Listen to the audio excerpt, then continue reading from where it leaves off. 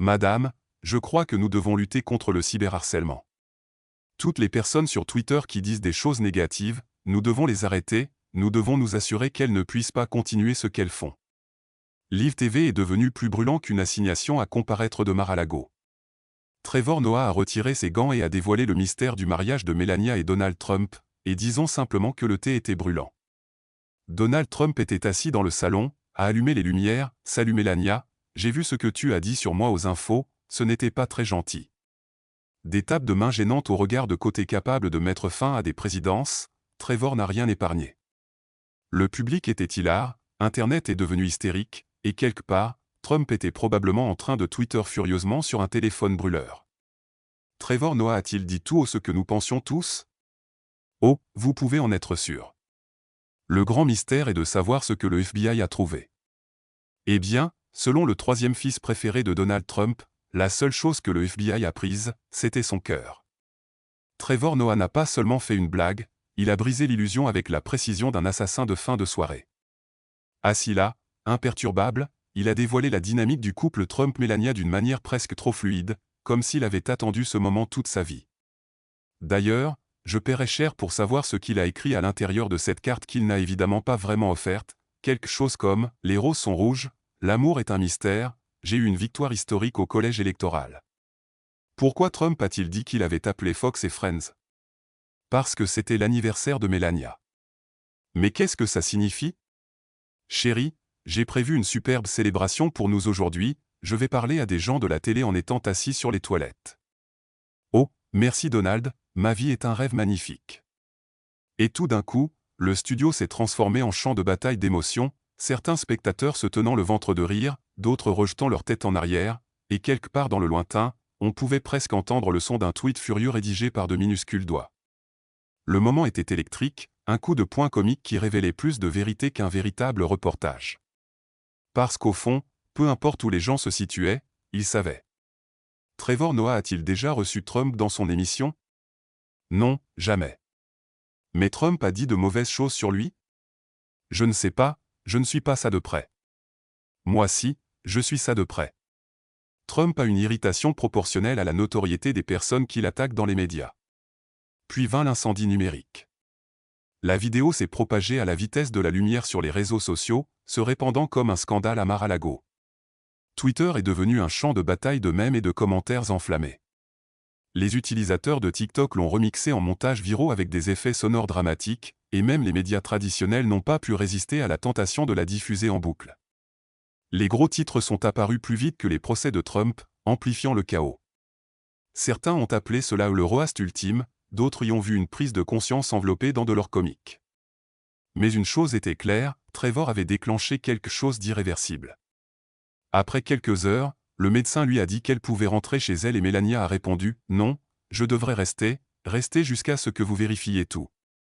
Je reste plus longtemps. » Très bien, Madame la Première Dame, puisque nous vous gardons plus longtemps, votre mari est en route pour vous rendre visite.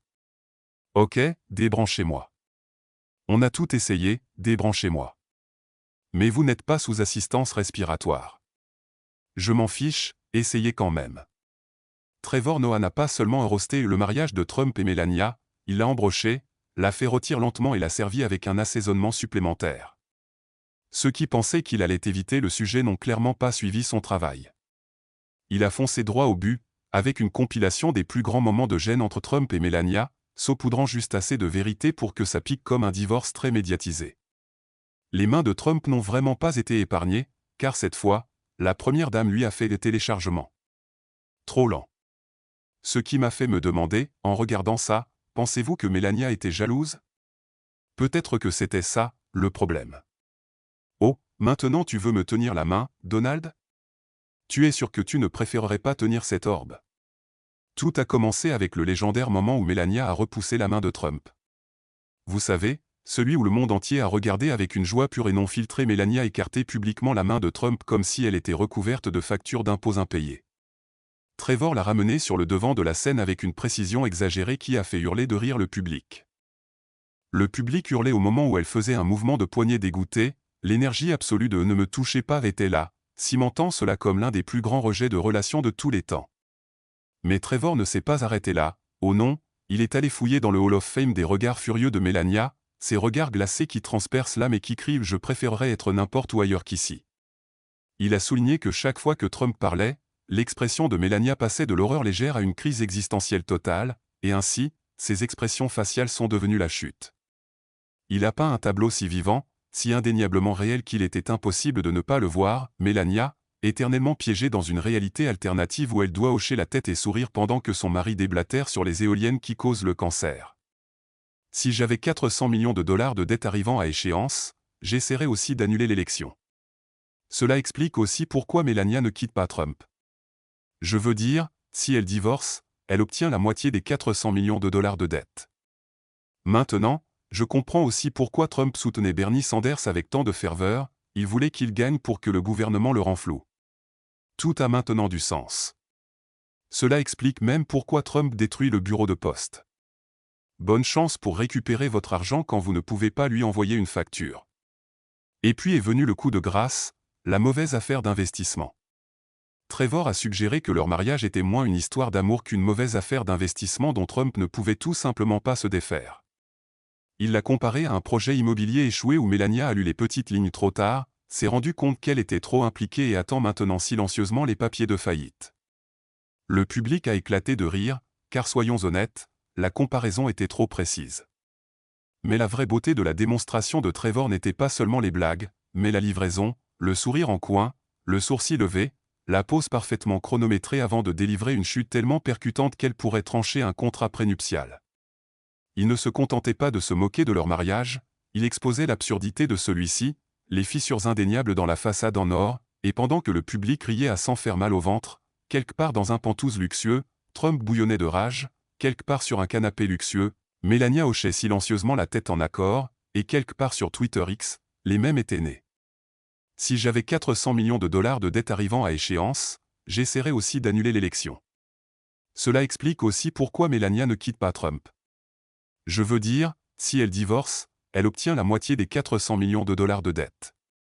Maintenant, je comprends aussi pourquoi Trump soutenait Bernie Sanders avec tant de ferveur, il voulait qu'il gagne pour que le gouvernement le rend flou.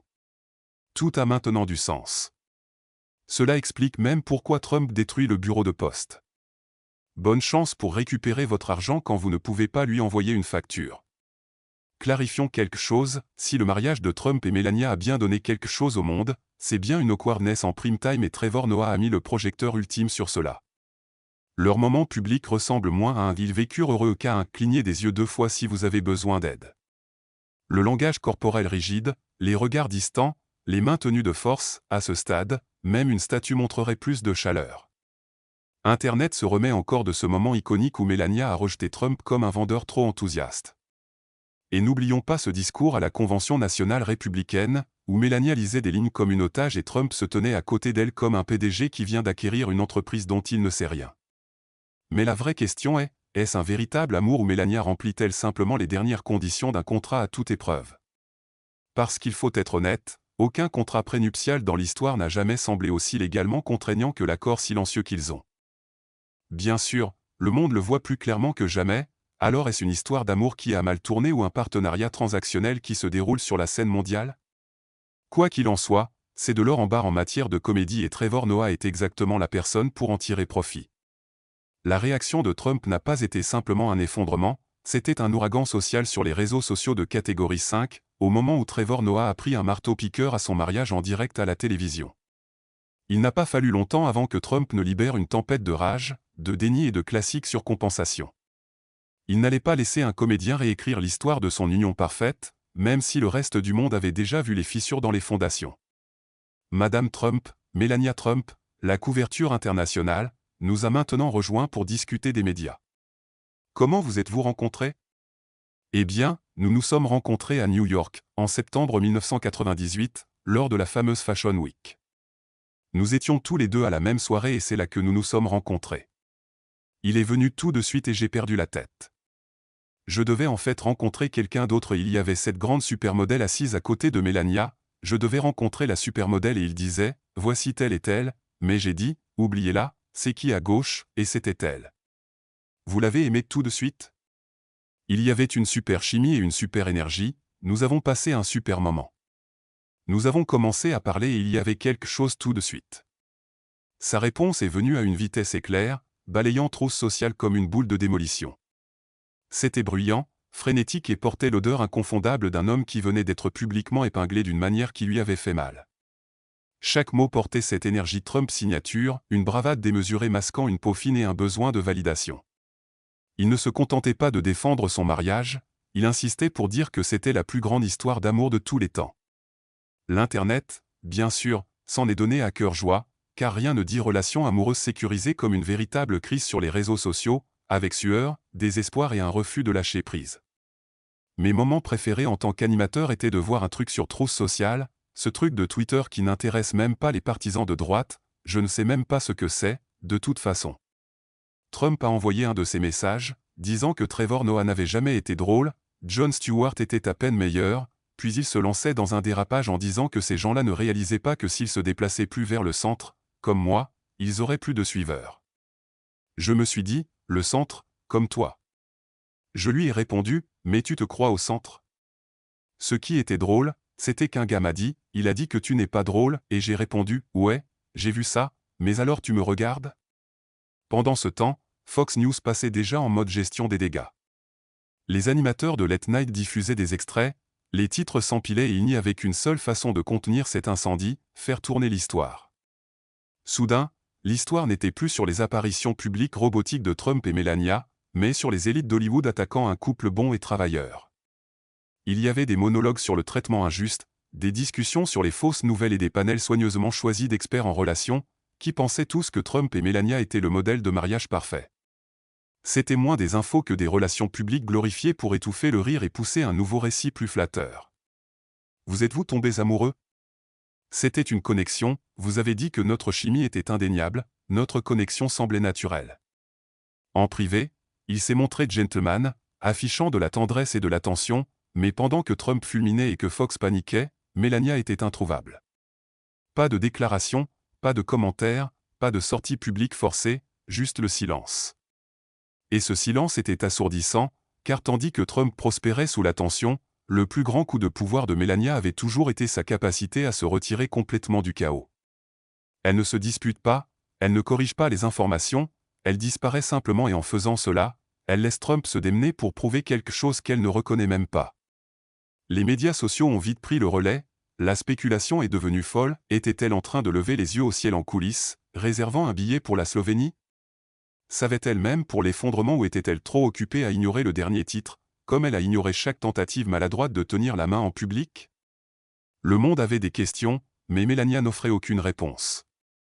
La réponse est oui, oui, au nom de notre merveilleuse première dame, Melania et moi-même.